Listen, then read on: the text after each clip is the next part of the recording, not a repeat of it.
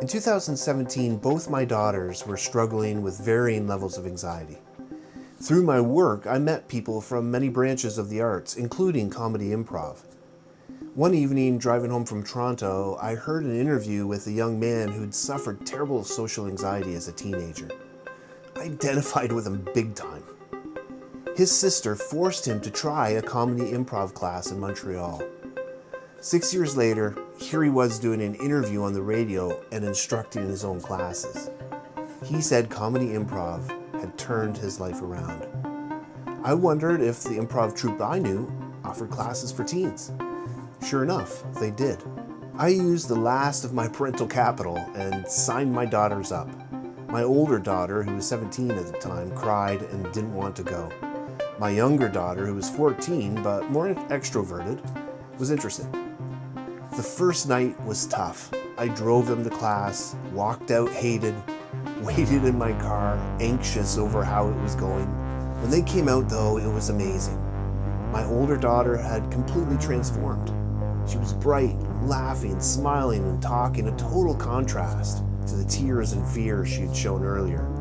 They chatted excitedly about the games, laughed about some of the jokes the instructor had made. We stopped for the subs I'd promised, and they laughed the whole way through. I dropped them off at their mom's, feeling relieved and elated. By the second week, my younger daughter was all in. My older daughter was tentative again, but a much easier sell. By the end of the 6-week course, they had both changed so much. And that is what inevitably led me to start Railway City Improv. With rising anxieties everywhere, comedy improv is truly a hidden gem. I've come to describe it as like a defibrillator for the anxious brain. It forces you out of rumination about the past or future and keeps you in the present, where you meet and respond to other people just like you in real time.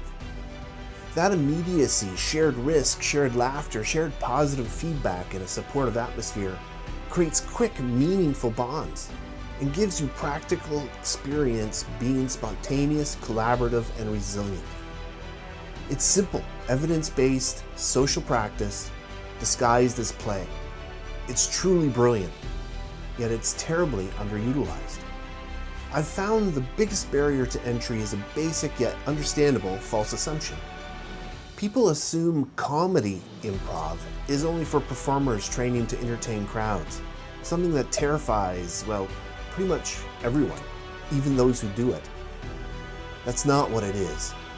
These classes are closed, non-judgmental spaces with no recordings during and no performance after. Here, the journey is the destination.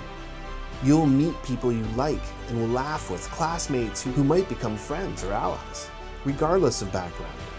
In improv, the more diverse, the better.